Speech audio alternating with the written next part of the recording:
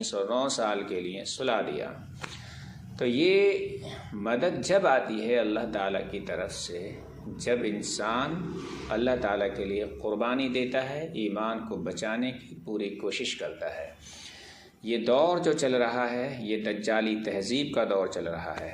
اس دجالی تہذیب میں اپنے ایمان کو بچانا بڑا مشکل ہو رہا ہے، لیکن ہمیں کوشش کرنی ہے، اپنے بچوں کو بتانا ہے، اپنے بڑوں کو بھی بتانا ہے، معاشرے میں اس بات کی محنت کرنی ہے کہ دجالی تہذیب کیا ہے، دجل و فریب کیا ہے۔ دجال کا سب سے بڑا تعارف یہ ہے کہ وہ بہت ہی بڑا جھوٹا ہوگا، دغا باز ہوگا، فریبی ہوگا، اور لوگوں کے سامنے کبھی بھی سچ نہ بولے گا۔ وہ ایک قدم بھی جھوٹ کے بغیر آگے نہ بڑھا سکے گا۔ وہ سچ کو جھوٹ بنانے کی کوشش کرے گا اور جھوٹ کو سچ بنانے کی کوشش کرے گا۔ امین کو خیانت کرنے والا بتائے گا اور خیانت کرنے والے کو امین بتائے گا۔ یہ دجال کا دجل ہوگا، فریب ہوگا۔ اس میں وہ ہر طرح سے لوگوں کے من تک، لوگوں کے دلوں تک باتوں کو پہنچانے کی کوشش کرے گا۔ وہ ایک نظریہ پہلے قائم کرے گا، اس کے خوب نعرے لگوائے گا، اور اس نعرے کے بعد لوگوں کے ذہنوں کو، دلوں کو منتشر کرے گا۔ آج ہم دیکھتے ہیں کہ پہلے ایسے لوگ، دجالی تہذیب کے لوگ، ایک نظریہ قائم کرتے ہیں، ایک نعرہ لگاتے ہیں، پھر اسی نعرے کو، اسی نظریے کو پوری میڈیا رات و دن چلاتی رہتی ہے، چلاتی رہتی ہے اور لوگوں تک پہنچاتی رہتی ہے۔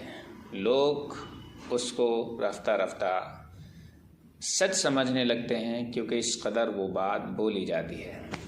دجالی تہذیب نے ہر چیز کے مفہوم کو بدل دیا ہے۔ آزادی کے مفہوم کو بدل دیا، عورتوں کے، خواتین کے حقوق کے مفہوم کو بدل دیا۔ آزادی ان کے نزدیک کیا ہے؟ آزادی ان کے نزدیک یہ ہے کہ انسان مادر پدر آزاد ہو جائے، جو چاہے وہ کرے، جو چاہے وہ لکھے، جو چاہے وہ کھائے، حرام کھائے یا کچھ اور کھائے، کوئی پابندی نہیں۔ کسی کے خلاف بولے، کوئی پابندی نہیں۔ حدیث و قرآن کے خلاف بولے، اسلام کے خلاف بولے، اس کو اظہار آزادی رائے سے تعبیر کر دیا جاتا ہے۔ عورتوں کی آزادی کا مطلب یہ بتایا یورپ کی تہذیب نے، امریکہ کی تہذیب نے، اور اسی طرح موجودہ زمانے کی تہذیب نے، کہ عورت کو گھر سے باہر نکالا جائے، مردوں کے لیے اس کو آنکھوں کی ٹھنڈک کا سامان بنا دیا جائے، اور ماں، بیٹی، بیوی کے تقدس کو ختم کر دیا جائے۔ تو اس طرح پرکشش نعرے ہمارے سامنے لائے جاتے ہیں، اور اس کے بعد ان کو خوب بولا جاتا ہے، اور اکثر ہم میں ان نعروں سے متاثر ہوتے ہیں، اور رفتہ رفتہ یہ نعرے ہمارے دلوں میں رچ بس جاتے ہیں، اور ہم نادیدہ طور پر، ناسمجھی کے طور پر اس فتنے کا شکار ہوتے چلے جاتے ہیں، اس تہذیب، دجالی تہذیب کا شکار ہوتے چلے جاتے ہیں۔ ہمیں اس تہذیب سے، دجالی تہذیب سے بچنے کے لیے سورہ کہف کی آیتوں کی تلاوت کرنی چاہیے۔ حدیث میں آتا ہے کہ جو شخص سورہ کہف کی شروع کی 10 آیتیں پڑھے گا، اللہ تعالیٰ اس کو دجال کے فتنے سے بچائے گا۔